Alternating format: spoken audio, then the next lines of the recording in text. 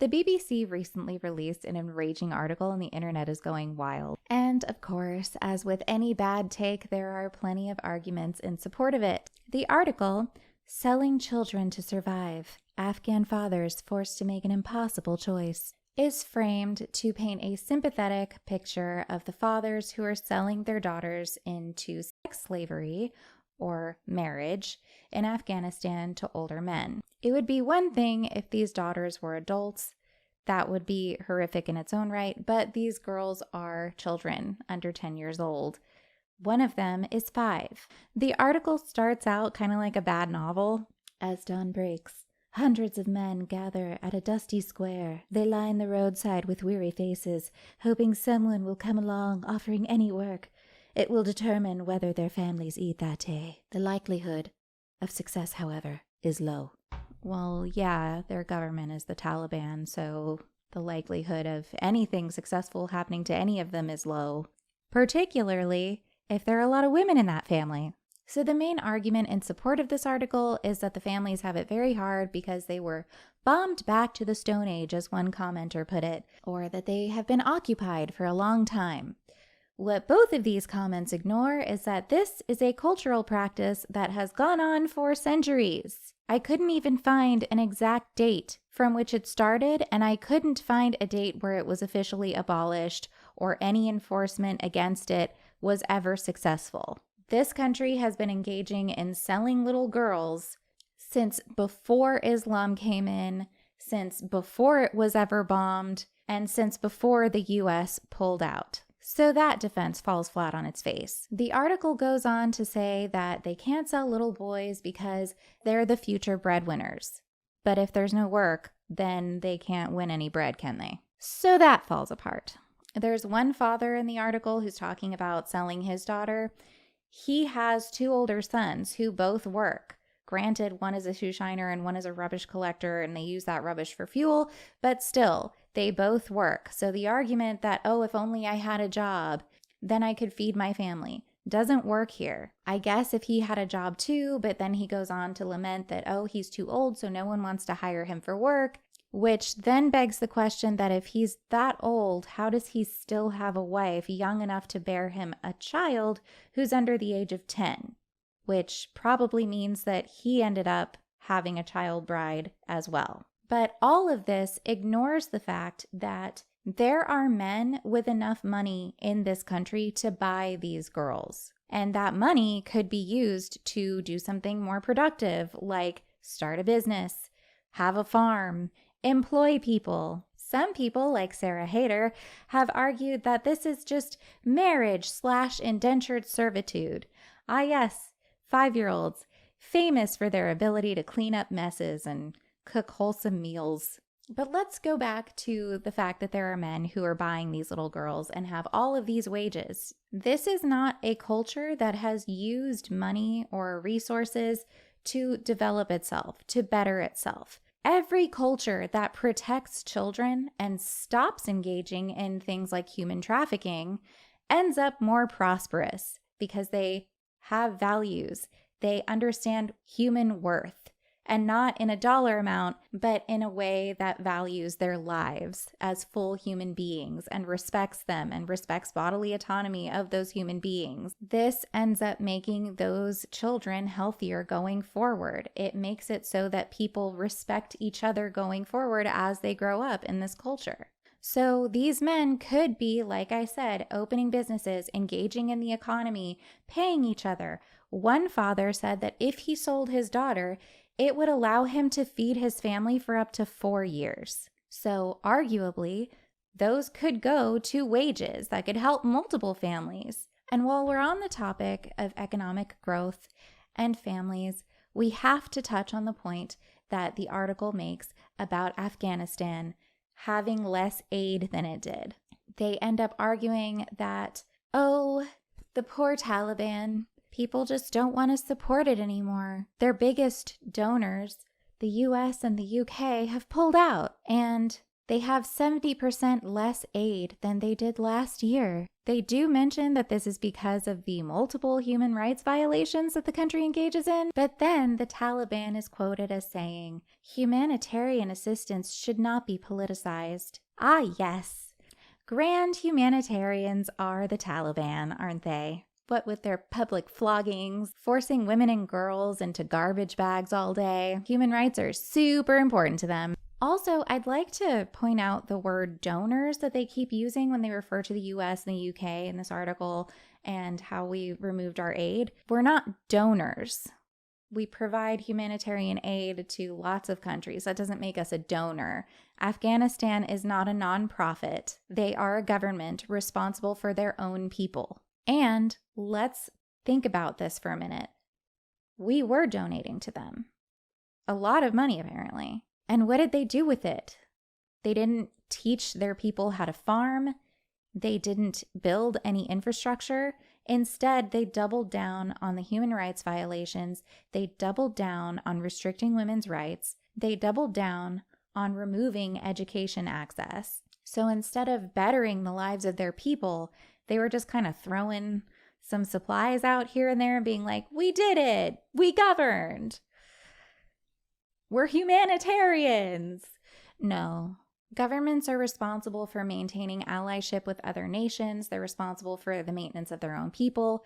It's not our responsibility to be a nanny state and come after them and make sure that they're taking the aid and just use it responsibly, honey. If that's how they want to be, and they want to harm their people, we have no obligation to help them. We have no obligation to help them even if they weren't harming their people. And if they can't govern, then they shouldn't be in charge of an entire nation of people. Unfortunately, this is what happens when a bunch of unga-bunga barbarians take power and start throwing their weight around. Now, there's been a lot of questions as to the journalistic responsibility at here. Is it maintained? Is it integrity? Was it responsible to frame it from the perspective of the fathers and how difficult their lives are and how this is all financial and the responsibility and the result of the UK and the US, as opposed to the reality of the girls involved? Because this is their reality. The reality is, for some reason, they don't fully understand their family cannot eat, and they are being told that they're going to be given away to someone else. In the case of one little girl, it was that she had appendicitis, and her father, in order to pay for her medical bills, ended up selling her to a relative. And he got half the money up front, and he said he would take the rest of the money 5 years later when she turns 10, which one commenter tried to argue to me meant that that was better, saying that, well, girls grow up, don't you know? Yes, I do know, and they should be allowed to do that. Can you please submit to a hard drive check because you apparently still think it's okay for a 10-year-old to be sold into sex slavery? Thank you. So all of this responsibility and all of this weight is being put on these little girls. They're being told they're going to be given away to someone else for money so the rest of their family can eat. That's a lot of responsibility to put on any child's shoulders, but add to that the fact that when they are going to get to the new place, the man who is taking them is going to violate their bodies. And not just violate their bodies, but potentially impregnate them. And then they're going to have to endure the hardship of pregnancy, which as a fully grown woman, I can tell you that pregnancy is not easy for an adult to go through. So to now not only be with this stranger who is violating you regularly, knowing that if you hadn't been here, if you hadn't been such a burden that your family had to sell you in order to eat, now this man is violating you and also expecting you to carry his children, who he might sell down the line. So now you won't even be able to keep the children that you spend all of those precious resources and time growing and nurturing in your body. they might be given away someday. So the reality, that biological reality these girls have to go through and cannot escape through identity, by the way, because everyone knows this only is happening to little girls and to grown women in these countries. This is something that women and girls exclusively have to go through. And if they're infertile, that's a whole other can of worms that they have to suffer through, because these cultures are not kind to women who are infertile. So I don't ever want to hear anybody lamenting about their gender and how hard they have it. Sweetie, you can only pick a gender because you have nothing else going on in your life and you're using it as a cope. But anyway, so these girls have this very real horror show in front of them, and they know this. And even knowing that, to the extent that they do before experiencing it, isn't enough to fully grasp it until it gets there. So this horrific experience lies before them. But instead, the entire piece is framed about how difficult this is for their fathers, as though this is, again, the responsibility of the US and the UK. It's not. We know that these girls were being sold way before the Taliban even got there. We know they were being sold before they ever got a single dime of aid from any other country. So that's not a thing.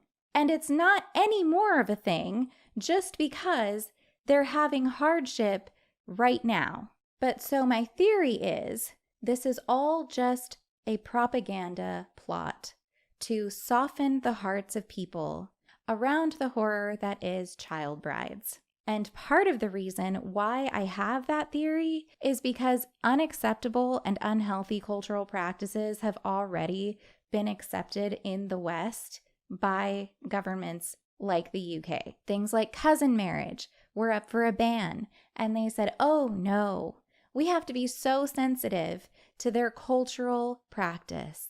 That's a cultural practice that strengthens family bonds, and it's so important to them. Yeah, when your family tree looks like a flagpole, your bonds are going to be pretty strong. And why do we want to preserve these practices? Why do we want to preserve these cultural traditions? They're not valuable. They're not good. That's objective. It's scientifically backed up. This is not genetically healthy. And it's crazy to see academia and the legal system bend over backwards to avoid saying this. What other cultural practices that are harmful do we maintain like this? Imagine if we treated slavery this way. Oh, it's just a cultural practice that's so valuable to this community. And I bring up slavery because it's still happening in some Muslim countries. And it's happening in Afghanistan, where they're selling these little girls. They are trafficking these little girls. They are sex slaves. It's not out of the realm of possibility for that to be brought to the West. Because I'm going to posit something. What if a man comes to the UK and he's got a 12-year-old that he's been married to for 6 years? Oh, this is my wife. We were married overseas in our home country, and now we're trying to escape because we're so hungry and we suffered there and we need help because our government is so oppressive. It completely ignores the fact when we are looking at justifications for them to sell their children, when we are looking at justifications for trafficking little girls for the purposes of sex, we end up overlooking the reality of the buyer. We are overlooking the fact that these are grown men seeking to marry, rape a child. This is not a marriage. This is not a cultural practice that needs to be preserved. It's not a cultural tradition that's just ritualistic, and they're not touching the little girls. We promise they're not touching them at all. They are. We know that they are. We have evidence that they are in the children that they produce. We have evidence that they are in the testimonies of the women who grow up after having endured this as children. And we have evidence of this from the men themselves. So this doesn't warrant some grand analysis about, oh, we need to examine the morality of this. It's really challenging. No, this is only happening because there are men who have money but are only willing to spend that money on the purchase of a little girl. Where are all the Marxists right now? Where are the Marxists saying, oh, hey, you've got some money there, fella? Well, I've got a nifty little system called communism, and we'd like to put those funds into the hands of people who need them. Where are they? Most likely defending the pedophiles. Let's be realistic. So, yes, in my opinion, this is just an attempt from the Taliban to soften the heart around child marriage so that we see it as this cultural practice of people who are just experiencing hardship and how we need to be sensitive to that. And we need to open our hearts and be more sensitive to the people of Afghanistan so we can send them aid that they will definitely use to help people and not put in their own pockets. Which brings me to my final point. And this is a doomer, cynical point. And I don't like that my mind goes here, but unfortunately, the world has taught me that it must go here. How do we know they're telling the truth? The Taliban allowed these journalists to come in. They allowed them to film. They allowed them to interview these families experiencing these hardships. They allowed even a woman to be interviewed by these journalists for this article. So how do we know that they're being honest about how hard it is for the families? And how do we know that they're honest about the framing? Well, we already know they're not being honest about the framing. We already know that child marriage and these little girls were being sold for centuries. We know that. So then we have to wonder why else the Taliban would allow the BBC to come in and film this. And it's to soften them. It's a propaganda piece. It's a plea. It's, look how just rotten our people are. It's totally not our fault. We don't have anything to do with it. Ignore the flogging that's taking place over there. They deserved it. Not because they were a pedophile. They stole something. And also, that woman, she was heard by her neighbor speaking, and women aren't supposed to be heard outside of their home. So yeah, she earned that. She did. So when we have a government that's this corrupt, we have a government that's clearly framing the situation at hand as disingenuously as they are, then we know that we can't trust them already. And we have to assume that maybe these families that are being shown aren't telling the truth. And even if they were, it doesn't change anything else. It doesn't change the fact that this is a cultural problem. This is a problem that has been infesting this country for centuries, long before any of these little girls were born, and I can only hope that it ends soon. But it'll never end soon enough, because soon enough would have been years ago. Their economy is failing. Their people are starving, and that's no one's fault but their governments, but their own. The people who continue to perpetuate this behavior are at fault for it, and no one else. So in that respect, I do feel like the BBC is lax in their journalistic integrity. The most generous way that I can view that is because the Taliban only let them cover this so long as they covered it through this lens. But the important thing is not to forget the realities of the situation, and these are it. Did that video get your blood pressure up? Well, you can lower it by going to our other channel, Paradox Institute, and relax as you learn about sex differences between males and females. We've got animated videos and interviews that are sure to bring your blood pressure down and teach you something in the meantime. Thanks for joining me, and I'll see you next time.